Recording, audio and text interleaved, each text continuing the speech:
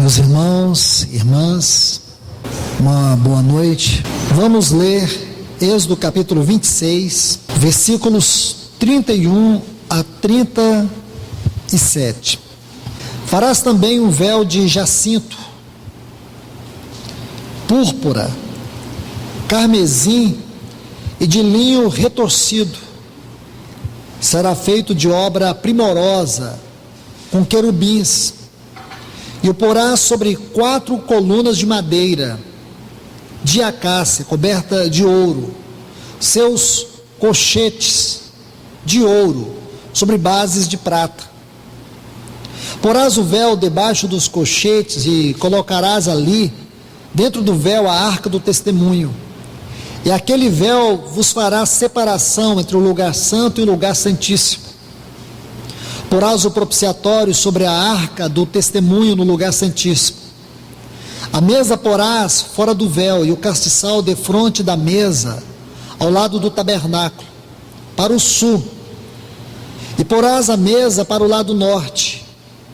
Farás para a porta do tabernáculo uma cortina de jacinto, púrpura, carmesim e linho retorcido, obra de bordador. Agora preste atenção nesse texto.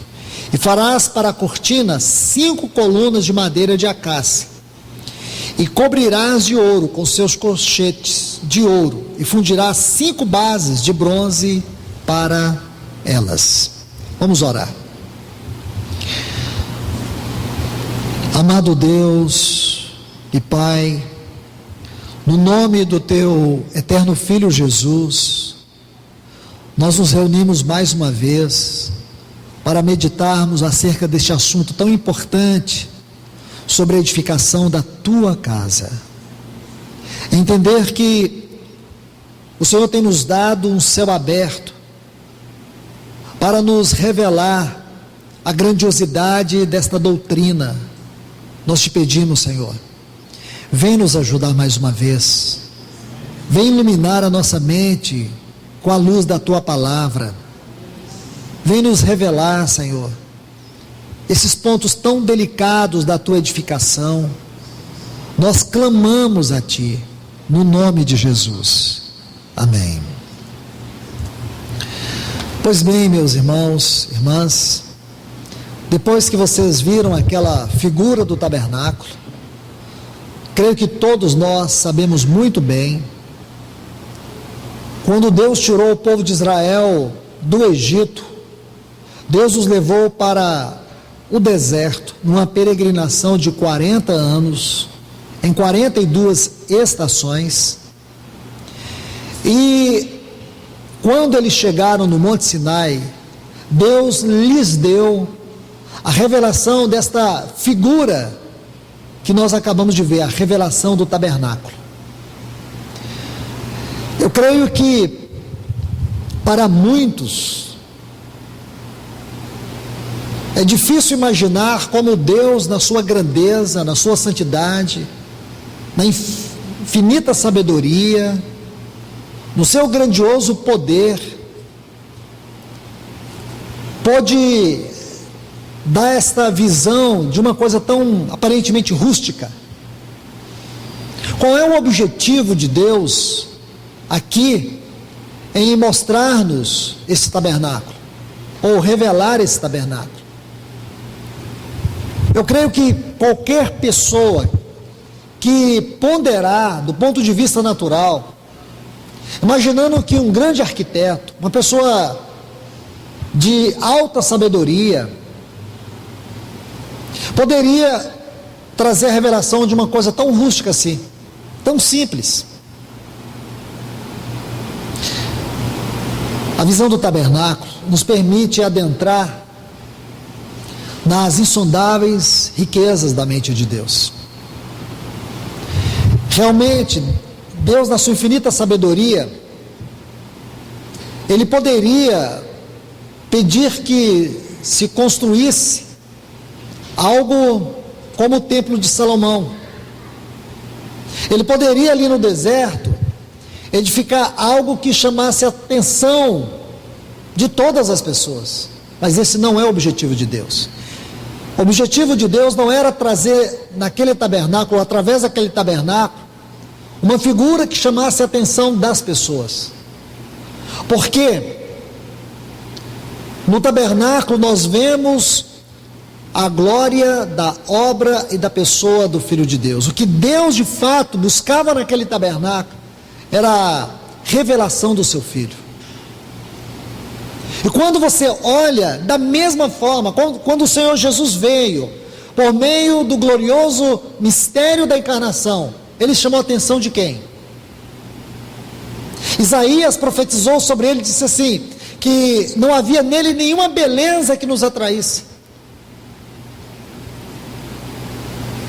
Se você usar o paradoxo do tabernáculo, ou se você usar a figura do tabernáculo, para poder olhar a mente de Deus, de maneira natural, você jamais conseguirá entrar. Se você tomar de um lado a figura do tabernáculo, e do outro lado a pessoa, a obra, a pessoa do Filho de Deus, pessoa e obra do Filho de Deus, do ponto de vista humano também você não vai conseguir chegar a lugar algum. A mente de Deus por detrás do tabernáculo só pode ser alcançada com a ajuda do Espírito Santo por revelação. Todas as pessoas que se aproximam de Deus, elas querem sempre coisas extraordinárias. E a simplicidade é a essência da expressão do caráter de Deus. E se tem uma coisa que o ser humano não é, é simples. Às vezes a gente acha que uma pessoa é simples. Simplicidade na essência da palavra você não encontra nas pessoas. As pessoas podem ser simples em alguma coisa, mas sempre por detrás de algum ato de simplicidade existe um porquê, existe uma razão obscura, existe um interesse particular. Porque o homem, ele é mau desde o seu nascimento até a sua morte. A glória da criação, ela só foi possível até Gênesis 3. De lá para cá, toda a criação foi contaminada por causa do pecado. Nós precisamos encontrar a glória de Deus na redenção. Um dia nós veremos a glória de Deus na criação, porque Deus vai restaurar toda a criação, conforme está em Romanos capítulo 8. Hoje, toda a criação, como diz Paulo em Romanos 8, está entregue à vaidade. A palavra vaidade significa vazio, nulidade. O pecado contaminou tudo, em especial o homem, que foi criado à imagem e à semelhança de Deus. Portanto, meus amados irmãos e irmãs, nós precisamos encontrar a mente de Deus por detrás disso. Como é possível um Deus que criou o universo com tamanha complexidade? Se você colocar o universo e o tabernáculo, você pode duvidar que foi Deus que trouxe essa revelação para Moisés. Deus criou tudo nos mínimos detalhes, numa profundidade indescritível, que a mente humana não é capaz de penetrar e explicar tudo o que existe no universo. A ciência está aí há séculos, tentando entender. Gasta-se bilhões e bilhões de dólares para enviar uma sonda para investigar o espaço, os planetas. E até então o homem não encontra as respostas que procura. Tamanha sabedoria, tamanha perfeição, simetria, tudo nos seus devidos lugares.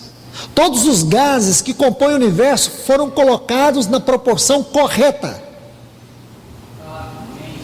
Todas as dimensões do universo estão dentro de uma simetria perfeita.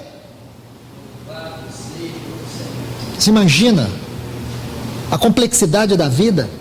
Não só o universo, olhe o próprio homem. A quantidade que o coração bate para bombear todo o sangue pelo corpo, isso é uma perfeição incrível. Quando você olha o design de todo o universo, quando você olha a complexidade de todo o ser humano, do corpo humano, como as células trabalham para nutrir o corpo, com vitaminas. Cada particularidade, todos os movimentos do cérebro, coordenado com cada membro do nosso corpo, que governa tudo, é uma sabedoria de Deus, indescritível. Aí você olha o tabernáculo, uma coisa rústica. Não é para você pensar assim, é uma perda de tempo estudar o tabernáculo. Até porque é difícil de imaginar que esse mesmo Deus que cria o universo com tamanha complexidade, com tamanha beleza, com tamanha ordem, vai criar uma tenda dessa. Aí vem o outro ponto que eu citei para vocês, a própria encarnação. Como você explicar que o Deus onipotente, onisciente, onipresente, o Deus cheio de glória, Ele não somente criou todas as coisas, porém sustenta todas as coisas.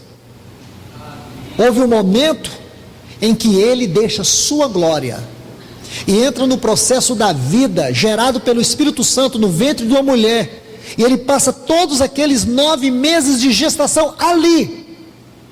A vida foi colocada num ponto mínimo para que Ele entrasse. Quando eu falo a vida, eu falo do próprio Deus.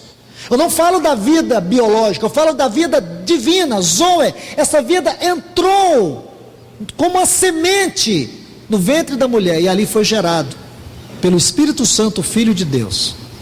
Como é que você vai entender isso? Junte essas 3 coisas. Então você sai do universo, tabernáculo, e aquela pequena semente no ventre de Maria. E o que nós vamos entender?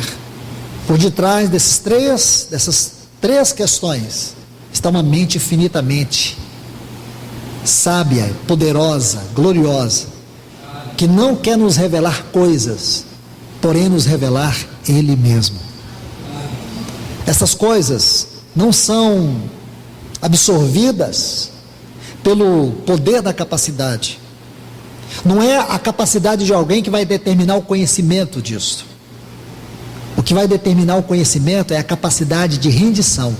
É o quanto nós estamos dispostos a ir aos pés do Senhor e dizer: Senhor, revela-nos tua mente, revela-nos teu poder, revela-nos a tua sabedoria, nos enche disso para que nós possamos ver a tua mente por detrás disso.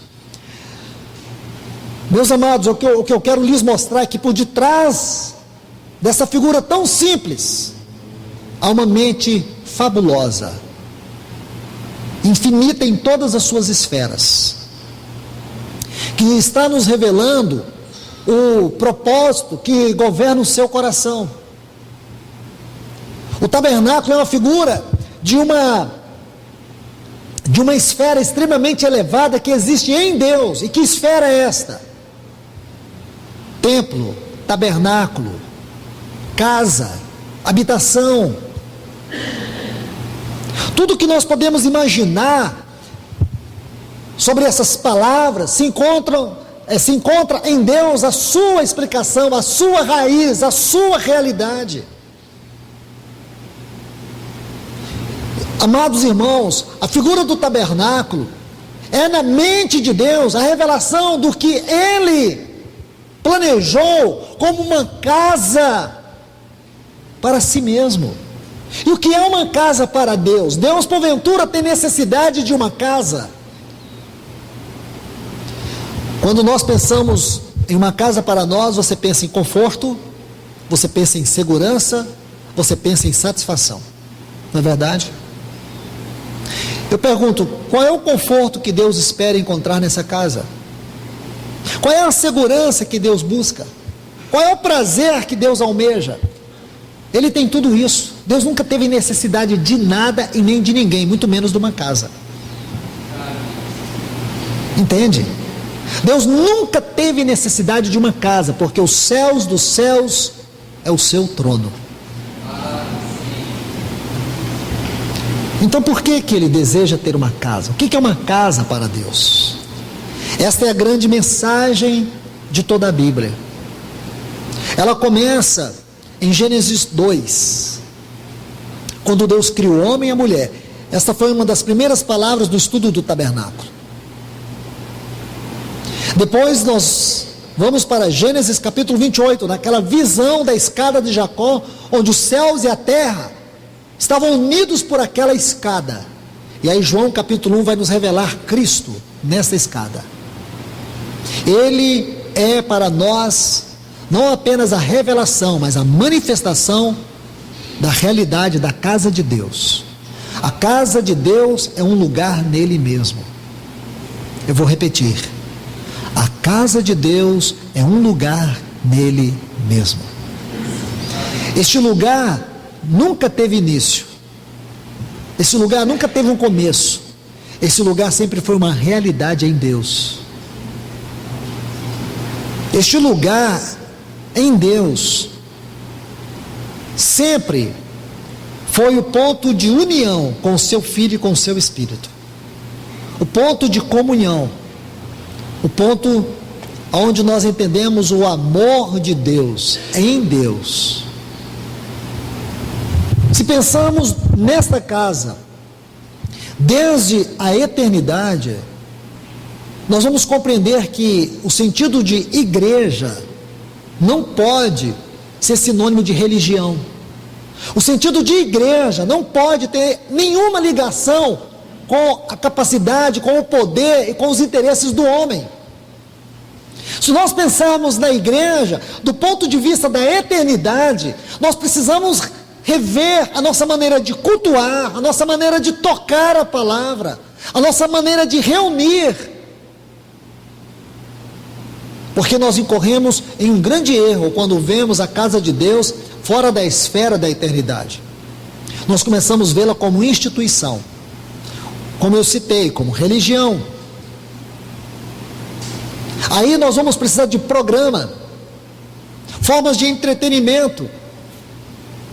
Nós devemos buscar uma maneira de motivar as pessoas.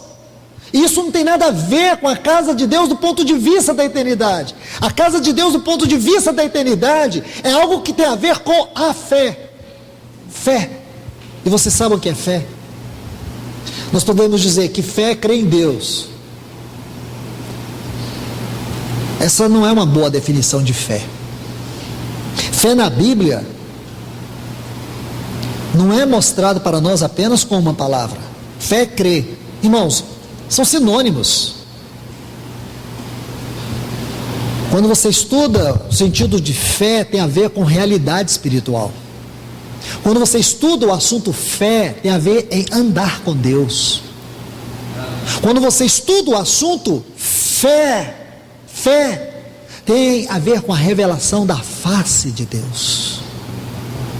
Fé tem a ver em estar unido, em comunhão com Deus. Quando você olha esses assuntos do ponto de vista da religião, aí você vai ver que fé é necessário para você obter as coisas de Deus. Quando você estuda a fé do ponto de vista da religião, tem a ver com as nossas necessidades. Essa maneira errada de tocar as coisas espirituais é o que o Espírito Santo deseja corrigir em nós, porque se isso não for corrigido, toda visão daquilo que é a casa de Deus, conforme a mente de Deus, terá uma distorção muito grande. Então Deus nos deu uma figura simples. Imagina, você sabe, quem é pedagogo aqui, ou pedagoga, sabe muito bem que existe um princípio da lei da didática, que é partir do conhecido para o desconhecido. Partir do conhecido para o desconhecido, essa é uma lei da didática. Há uma outra lei muito antiga da didática, que os paidagogos, como é dito no texto, no grego antigo, de onde vem a palavra pedagogia, paidagogo, é que você precisa, é aquilo que ele chamava de ensino peripatético. Jesus, mestre por excelência, usava esse princípio. Ele usava aquilo que as pessoas conheciam, aquilo que elas tocavam, aquilo que elas viam, para poder falar de verdades profundas. Ele diz: Olhai o lírio dos campos. Eles conheciam. Ele usava figuras que eles conheciam. Olhai para a seara. Eles estavam vendo. Este é o ensino perímetro. Patético. Ele buscava isto.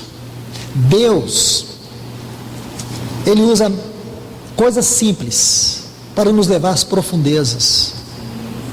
Ele usa o tabernáculo. Nós já vimos a questão das tábuas. Agora estamos vendo a questão daquelas varas, nós vimos no estudo passado, e agora as 5 colunas que dividia o átrio, nós acabamos de ver a figura, o átrio do lugar santo. Se você estudar o tabernáculo tinha 3 portas. A primeira era a entrada do átrio, a segunda era a entrada para o lugar santo e a terceira para o lugar santíssimo. Essas portas eram conhecidas como caminho, verdade e vida. Caminho, verdade e vida. Por isso que Jesus disse em João 14: eu sou o caminho, eu sou a verdade e eu sou a vida. Então a primeira porta, ela tinha aquelas 4 cores, que tem a ver com os 4 evangelhos. A segunda entrada tinha essas 5 colunas, e a última entrada tinha 4. Vamos ver aqui, se você quiser voltar comigo, nós vamos pegar só um texto que já foi lido, aqui de Êxodo 26, apenas o versículo 37. E farás para a cortina 5 colunas de madeira de acácia. Nós já vimos sobre o sentido de madeira de acácia. Os vegetais na Bíblia, na tipologia, falam da natureza humana. Isso é importante, porque é uma figura de linguagem bíblica. E a cobrirás de ouro. Na tipologia, o ouro fala da natureza, da glória e do caráter de Deus. Com seus colchetes de ouro, e fundirás 5 bases de bronze para elas. Lembrem-se, no estudo anterior, nós vimos as 5 varas que mantinham as tábuas unidas e firmes. Unidade e firmeza, estabilidade, unidade e estabilidade. Porque, irmãos, não há nada que produza maior estabilidade, maior firmeza do que a unidade do corpo de Cristo.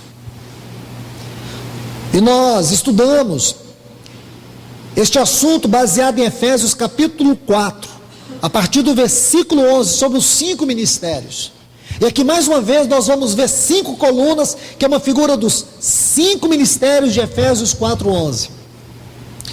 E vimos também o propósito dos 5 ministérios: levar a igreja ao desempenho do serviço, a edificação do corpo de Cristo, a perfeita varonilidade, a medida da estatura da fé.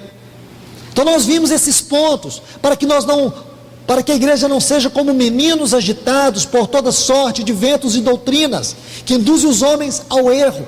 Por que tem surgido tantas heresias? Não tem nenhuma heresia, a gente fala surgindo heresia, mas todas as heresias têm suas raízes na história. E se você busca, desses 2000 anos, quantas heresias têm assolado o povo de Deus? Aonde está a explicação? Em primeiro lugar, no desvio dos ministérios. A deturpação dos ministérios é que tem produzido um campo fértil para a expansão de todo tipo de heresia. Lembrando rapidamente, os 5 ministérios são apóstolos, evangelistas, apóstolos, profetas, evangelistas, pastores e mestres. E o que os ministérios, ou esses ministérios, têm a nos dizer? Muitas coisas. Muitas coisas. Amados irmãos e irmãs, volte comigo aqui no livro de Êxodo. Se você estudar, vou apenas citar rápido para vocês aqui, e nós vamos avançar. Êxodo capítulo 15, por favor. Do versículo 22 ao 27, vou apenas citar algo e ler um texto apenas. Êxodo capítulo 15, versículos 22 até o 27, nós não vamos ler. No 23, vocês vão perceber aqui que eles chegaram em Mara. Eles haviam saído de Ramsés, passaram por Sucote, Etã, em Pirrairote, eles atravessaram o Mar Vermelho. Aí chegaram aqui em Mara. Estão vendo? Versículo 23, então chegaram em Mara e não puderam beber águas de Mara, porque eram amargas. A palavra Mara significa isso mesmo, amargura. Agora, por favor, avance comigo até o versículo 27. Chegaram a Elim, onde haviam 12 fontes de águas e 70 palmeiras, e acamparam ali junto das águas. Esta estação Elim é muito significativa. Aqui é um deserto, irmãos. Então, o que significa que Elim era um oásis no deserto? O que quer dizer estas fontes de águas, essas 12 fontes de águas e estas 70 palmeiras? Se você estudar o Pentateuco, que é a história do povo de Israel, você vai descobrir que em Israel, nesse tempo de jornada, juntamente com Moisés, haviam 70 anciãos. 70 anciãos. Além de Moisés, havia 70 anciãos aqui, durante esse tempo de peregrinação. Quando chegamos no Novo Testamento, descobrimos que o Senhor Jesus, ele escolheu 12 apóstolos. O que significa, irmãos, que isto aqui é uma figura de linguagem de Deus para nos dizer algo espiritual. O que quer dizer essas 70 fontes? Essas 70 palmeiras e essas 12 fontes, porque agora aqui eu estou colocando na ordem dos acontecimentos bíblicos. Porque essas 70 palmeiras, elas significam os ministérios do Antigo Testamento. Aqui nesse tempo de jornada espiritual do povo de Deus, havia Moisés e os 70 anciãos. Expressavam o governo de Deus durante esse tempo de peregrinação. Capítulo 18, há uma linda exposição sobre isso. Aqui do livro de Êxodo. E lá no Novo Testamento nós temos a figura dos 12 apóstolos de Cristo. Estamos usando isso apenas como forma de linguagem, como um quadro onde vamos extrair a revelação do significado daquilo que temos aqui em Elim. O que o Senhor quer nos dizer é que o ministério precisa ser um oásis para o seu povo. Escute isso, ministério é um oásis para o povo de Deus. O inimigo perverteu isso, irmãos. Foi no ano 440, mas não foi exatamente aqui que o problema aconteceu. O problema aconteceu lá atrás. Ainda do 1º para o 2º século, após a morte dos apóstolos, haviam 5 cidades dentro do Império Romano, onde o cristianismo havia crescido tremendamente. E os anciãos locais sentiram a necessidade que dentre eles fosse levantado um que pudesse expressar todo o governo dos anciãos. Aqui começa o homem tendo proeminência e preeminência. Então, essas 5 igrejas eram Antioquia da Pisídia, Alexandria, Jerusalém, Constantinopla e Roma. Essas 5 cidades tinham agora não apenas um corpo plural de anciãos, mas dentro desse corpo plural havia um ancião que sobressaiu os outros. E foi daí que começou a surgir essa hierarquia eclesiástica, essa cadeia piramidal. E aí eles constituíram um bispo. Não demorou muito para que essas igrejas começassem a dominar as menores, e o bispo destas cidades passasse a ter mais preeminência sobre os demais, até que no ano 440, com o fortalecimento da igreja no aspecto político e não espiritual, foi quando Leão I se auto-intitulou o Papa, mas houve a divisão da igreja do Oriente com a igreja do Ocidente. Então, a igreja ocidental se tornou a apostólica, a igreja apostólica romana, e a outra é conhecida como ortodoxa. Reconciliaram há pouco tempo os dois papas, porque essas duas igrejas, elas prosseguiram na história, a oriental e a ocidental, e a ocidental cresceu muito mais do que a oriental, em influência, em poder pelo mundo. E aqui foi quando Leão se estabeleceu como Papa. O ministério já estava em profunda decadência. O que nós temos é isso hoje. Tivemos a reforma por Martinho Lutero. O que a reforma nos deu foi uma Bíblia aberta, mas as realidades práticas do testemunho da igreja, isso não veio com a reforma, aconteceu depois, com o movimento dos irmãos. E esse movimento dos irmãos que abrangeu especialmente a região da Inglaterra, foi um movimento silencioso, que era um retorno verdadeiro, genuíno ao livro de Atos dos Apóstolos, onde não havia preeminência, onde não havia alguém que se intitulasse maior do que os outros, onde a verdade do Evangelho ensinado por Cristo, quando disse para os seus discípulos, quando eles buscavam entre eles qual era o maior, Jesus disse: não é assim entre vocês, o maior que seja aquele que vos serve. Este era o ensino de Jesus. Mas, infelizmente, o que nós temos é isso, irmãos. E hoje vemos uma hierarquia de pastor-presidente, vice-pastor, terceiro pastor, quarto pastor, até chegar ao diácono, como se o diácono fosse a menor expressão do ministério na igreja. Isso beira loucura diabólica. Na igreja não tem uma classe hierárquica. O cabeça da igreja não é homem. O cabeça da igreja, ele é homem, mas é Deus, é Cristo. Aqueles que têm o privilégio, o encargo, o privilégio santo e a extrema responsabilidade de ministrar a palavra, precisa entender que ele é o servo de todos. Se ele recebe de Cristo o encargo pastoral, a excelência disso está no poder de Cristo, não na capacidade dele. Paulo, quando se referia a si mesmo como apóstolo, ele diz assim: parece que nós, os apóstolos, Deus colocou em último lugar. Os apóstolos modernos hoje, eles querem o primeiro lugar, os melhores lugares.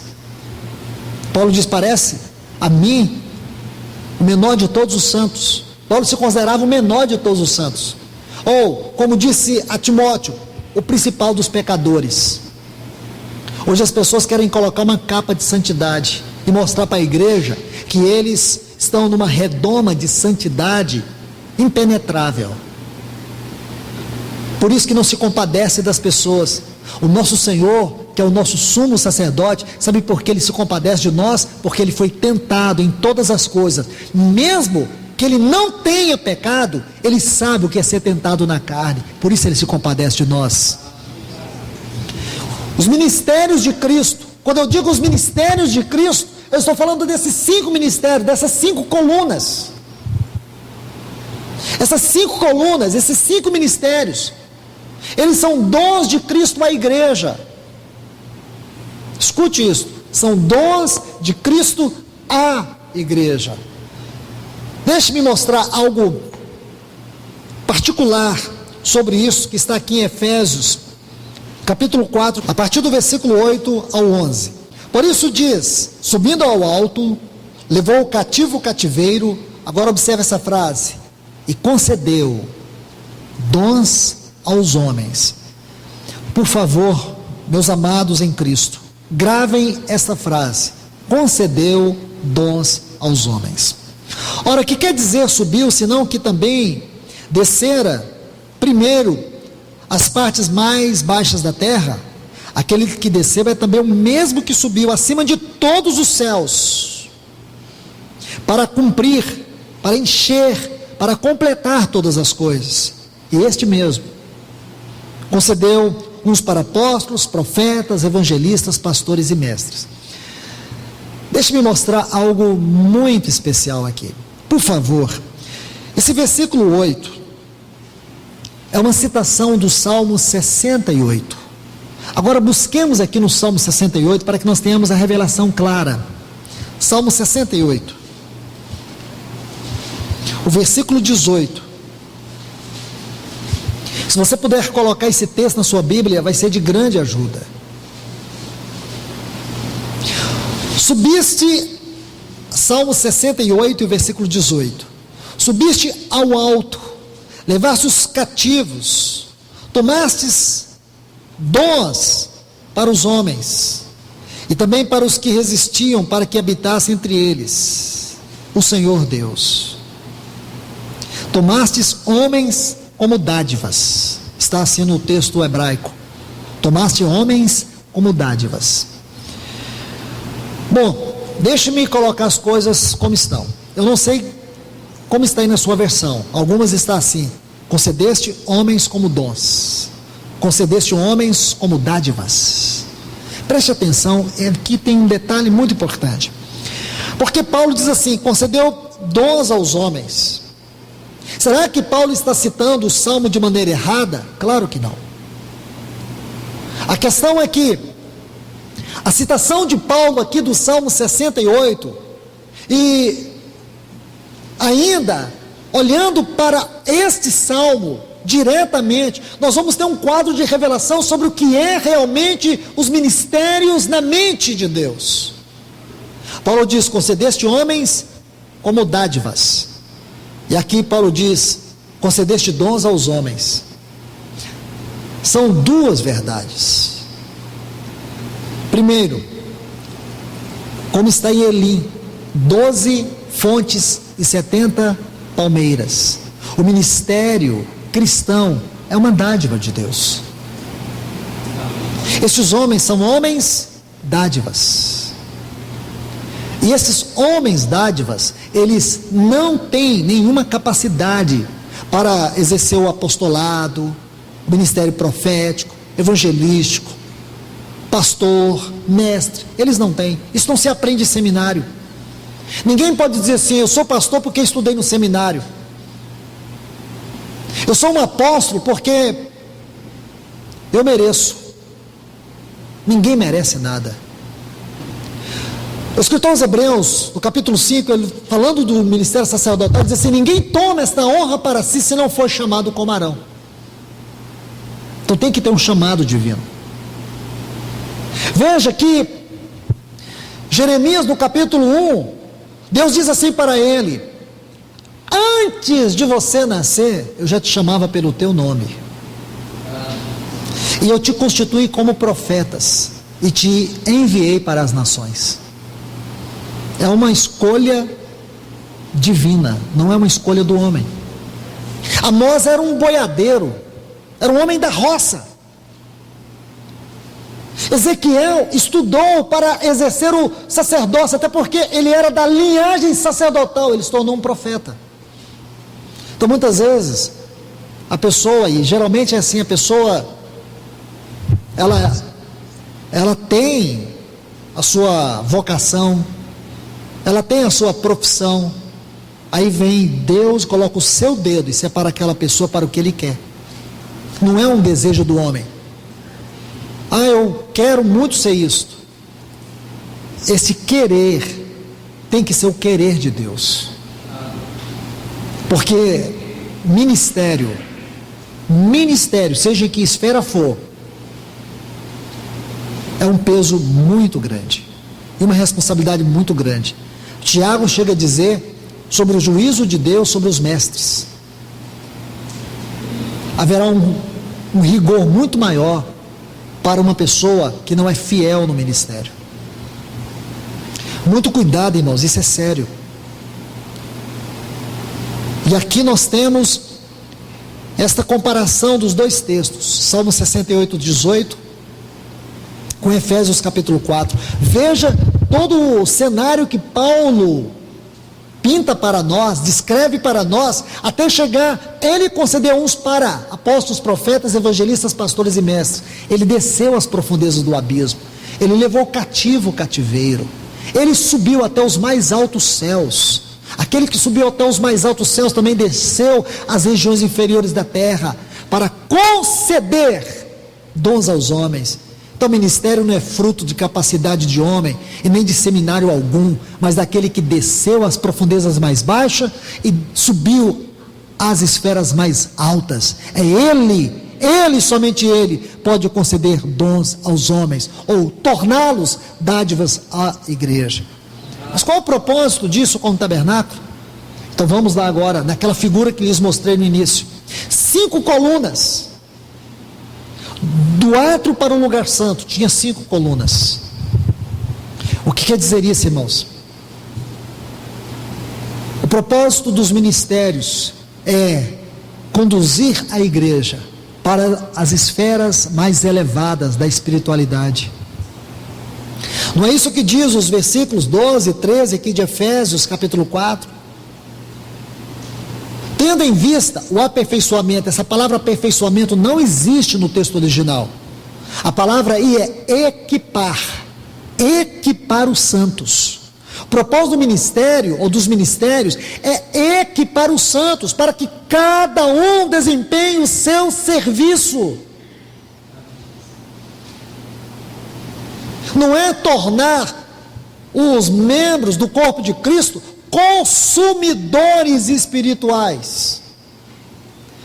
Irmãos, irmãs, 1 Coríntios capítulo 12, a partir do versículo 12. Vocês se lembram desse cenário, desse quadro, a partir desse versículo 12? Paulo vai falar sobre as partes distintas do corpo de Cristo. Cada uma foi colocada no corpo para desempenhar um papel específico. A mão, ela foi colocada no corpo para desempenhar o trabalho da mão, o papel dela, não a orelha. Você não ouve pela mão, você ouve pelo seu ouvido. O ouvido tem a sua função, a mão tem a sua, como o pé. Cada membro do corpo tem o seu papel. Meu irmão, minha irmã, você foi colocada no corpo de Cristo para desempenhar um papel distinto. Nem todo corpo é pé, nem todo corpo é mão. Imagine, irmãos, não seria um corpo, seria um monstro.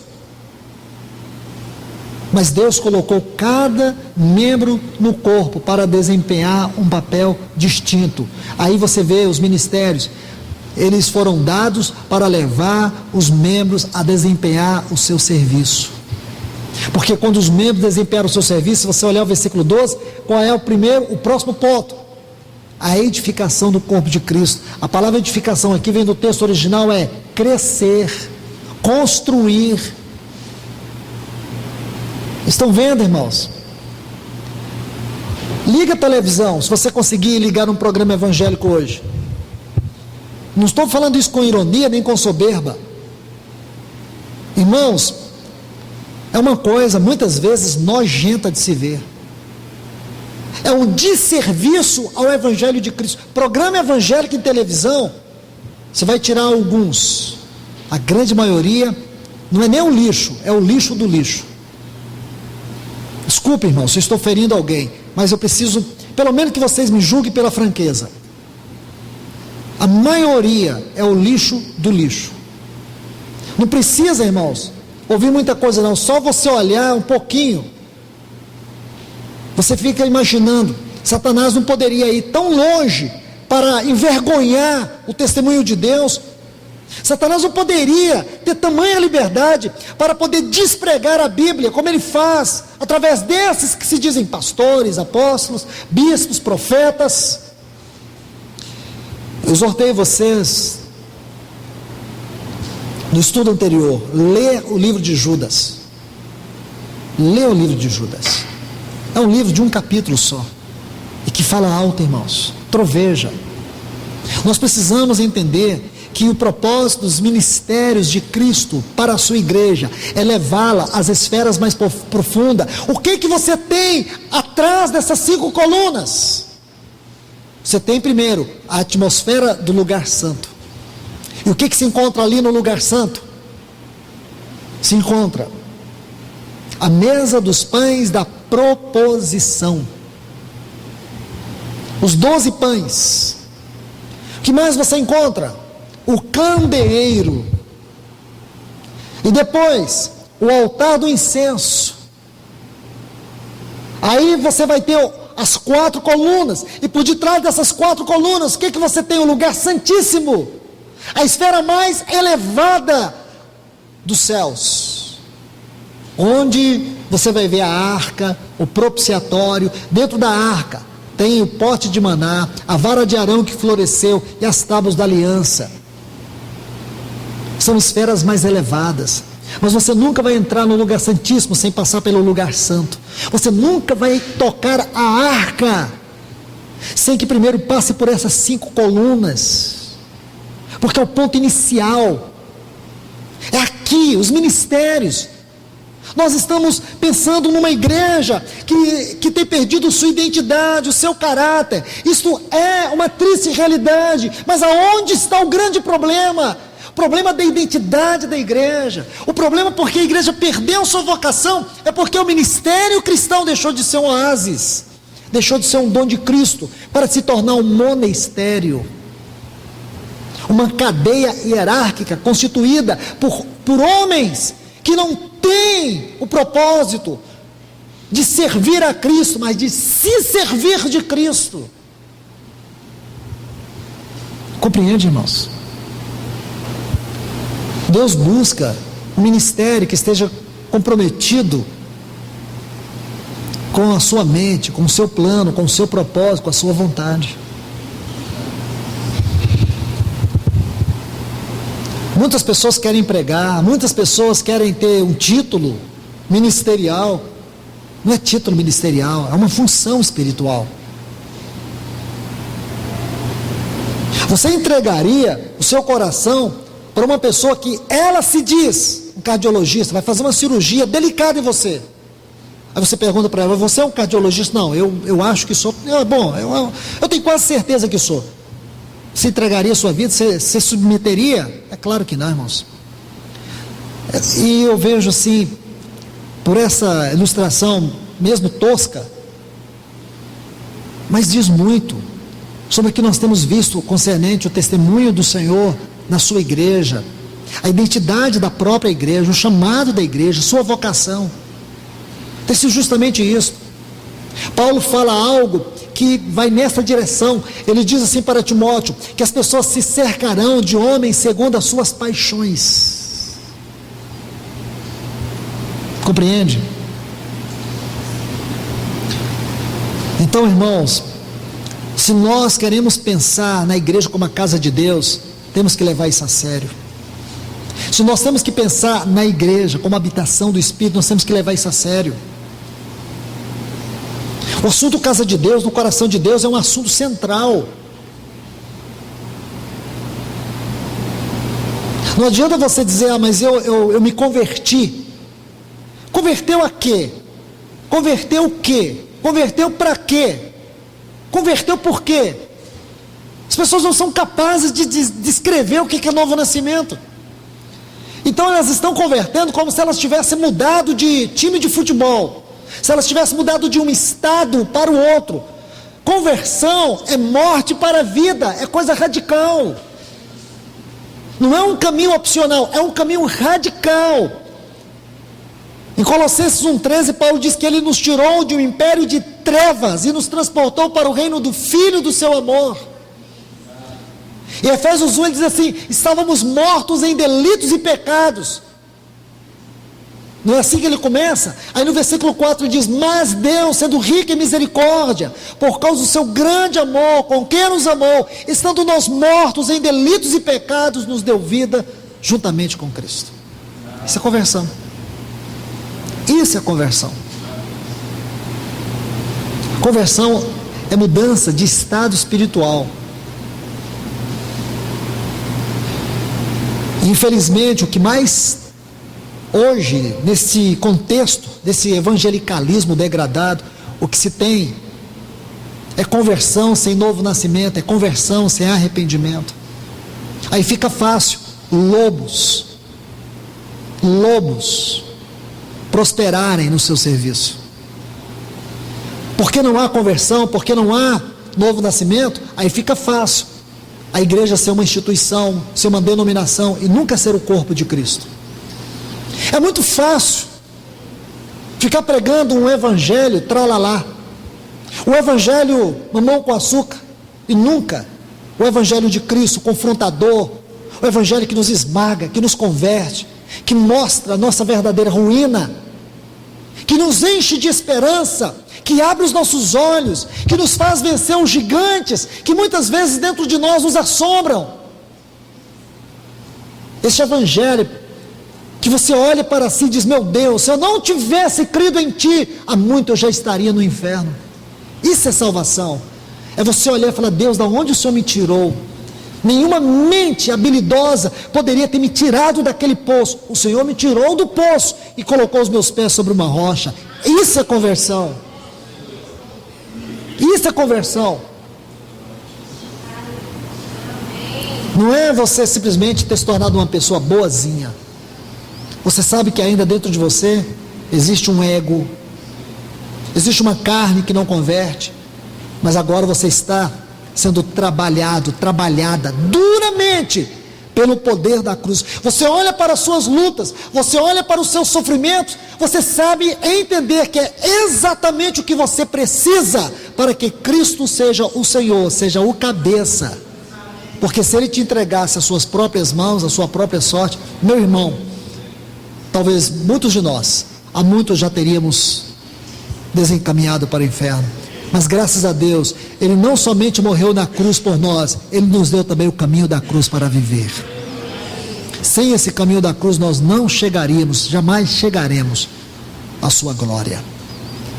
E aqui que está, irmãos, este é o assunto do ministério cristão: é consolar, é confortar e é exortar. É exortar.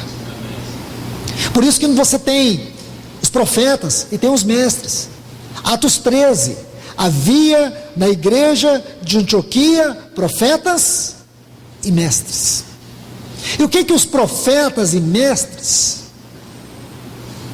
faziam na igreja de Antioquia? Pregavam, ensinavam. O que eles faziam? Em primeiro lugar, olha o que diz Atos 13:1: serviam eles ao Senhor.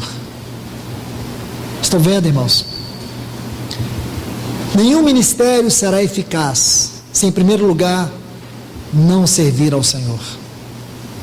Nenhum ministério será eficaz se ele não tiver o verdadeiro compromisso de servir ao Senhor.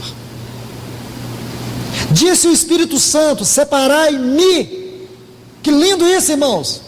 Porque os ministérios, eles não são separados para a igreja, eles não são separados para a obra, eles não são separados para o mundo. Em primeiro lugar, os ministérios, esses dons de Cristo, são separados para o Espírito Santo. Em primeiro lugar, o ministério é ao Senhor. E aqui é caro, irmãos, aqui é alto, aqui é elevado. Porque é muito fácil, irmãos. Falo para vocês, não teria menor dificuldade ministrar a igreja, só a igreja. Seria muito mais fácil, seria muito mais rápido, seria muito mais popular, seria muito mais agradável ter que ministrar a igreja. Excluir essa frase, separai-me. O Espírito Santo está dizendo: separai para mim Barnabé e a Saulo. A obra vem depois, para a obra, mas primeiro para ele. Porque se para mim, separai-me. Irmãos, a igreja precisa olhar esta frase, porque ela nos ajuda no discernimento. O ministério em primeiro lugar é ao Senhor. Se esses que são dádivas de Deus para a igreja não tiver este compromisso de comunhão em primeiro lugar com Deus, não buscar em Deus a fonte da inspiração para o serviço, seja em que área for, será um ministério de morte e não de vida. A igreja nunca vai poder entrar no lugar santo e jamais entrará no lugar santíssimo. Estão entendendo? Ministrar, em primeiro lugar, é ao Senhor. Somente aqueles que tocam o Senhor podem ser os instrumentos pelos quais Deus vai tocar a sua igreja. A igreja não precisa ter impressão do homem que ministra. A igreja precisa ter impressão de Cristo por meio daqueles que ministram. São as impressões, são as virtudes, são os caráter. O modelo da igreja não é o homem que ministra. O modelo da igreja, e a igreja precisa estar firme nesse modelo, é Cristo. Deixe-me colocar um exemplo, e aqui já estou terminando. Atos dos Apóstolos, capítulo 4. Os discípulos foram presos, depois açoitados e, por último, interrogados. Lembrem-se. E quando eles foram interrogados, aqueles principais sacerdotes, todos os escribas, todas as autoridades religiosas, judaicas, que estavam presentes ali, ficaram incomodados com um ponto. Eles começaram a testemunhar. Primeiro, eles tiveram alegria por sofrer todos aqueles açoites por causa de Cristo. E depois, aqueles homens perceberam pelas palavras deles que eles haviam andado com Jesus. Eu não sei o quanto isso fala alto ao teu coração, porém deveria. Irmãos, que lindo é isto! Eles viram que aqueles homens andaram com Jesus. Este talvez seja um ponto que cause distinção.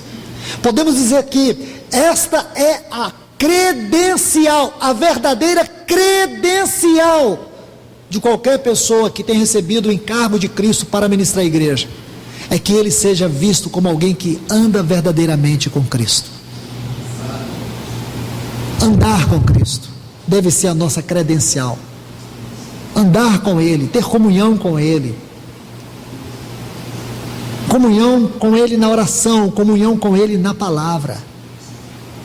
Como disse os apóstolos no capítulo 6 de Atos, eles buscavam homens que servissem à mesa. Quanto a nós, nos entregaremos a oração e a palavra. Qualquer homem pode pregar a Bíblia, qualquer homem pode falar da Bíblia, mas nunca vai expressar a vida dela, se em primeiro lugar não tiver compromisso com a oração. A regra é esta, o princípio é esse. Pode falar o que quiser, conte a história que quiser, pode fazer o povo chorar, mas as pessoas não vão chorar pelo impacto da vida, mas pela impressão das palavras, dos argumentos. A igreja não precisa de argumentos, ela precisa da vida. Quando vocês saírem daquela porta, irmãos, se a vida não entrou, não vai fazer a menor diferença você ter vindo aqui hoje, exceto que você perdeu um precioso tempo. Mas se a vida entrou, pode ser que você não entendeu muito, pode ser que você, com a mente cansada do trabalho, de tantas coisas, pode ser que você não absorveu tudo, mas eu quero falar, se a vida entrou no momento certo, ela vai fluir. Eu duvido que alguém aqui conseguiu captar cada frase que foi dita. E se eu estivesse pensando nisso, eu jamais pregaria. Porque é impossível. Então o que nós estamos fazendo aqui? É porque a eficácia não está na quantidade de palavras, nem do tempo que foi usado, mas a vida que foi ministrada. É confiado no poder da vida. Às vezes para você, meu irmão, foi só uma frase que você precisou hoje. Talvez, minha irmã, só uma palavra. Talvez aquele versículo. Eu não sei. Agora o certo é que o Espírito sabe a medida que cada um de nós necessitamos. E Ele vai ministrar. Então o ministério, essas 5 colunas, é tão importante, irmãos, para que a igreja cresça, para que ela seja o tabernáculo de Deus, o lugar da habitação de Deus, a comunhão dos santos. Que Deus os abençoe. Pai, em nome de Jesus, nós te louvamos e te agradecemos. Senhor, muito obrigado por nos dar esta noite. Muito obrigado pela tua igreja aqui, Senhor. os teus servos, as tuas servas. Senhor, eu creio que nós estamos aqui porque tua mão nos trouxe, porque esse é um dia tão cansativo, trabalho, cansaço, fadigas, lutas, tantas dificuldades, mas a tua mão poderosa, como a mão do grande supremo pastor, que conduz o teu rebanho, o Senhor trouxe a tua igreja, o teu povo, para que o Senhor mesmo falasse aos seus corações. Eu te peço, Pai, em nome de Jesus, fale a cada pessoa neste lugar, restaure as suas emoções, restaure o seu andar, fortaleça, encha do teu Espírito Santo, traz cura, traz libertação. Ó Senhor, coloca o teu jugo sobre o teu filho, sobre a tua filha, porque é um jugo suave, o teu fardo é leve. Ajuda-nos, nesta noite nós te pedimos, em nome de Jesus, abençoe cada pessoa neste lugar. Há pessoas neste lugar, aqui nesta noite, que precisa da tua intervenção de graça, de amor, de conforto, de encorajamento. Em nome de Jesus, nós clamamos a ti, no nome de Jesus. Amém.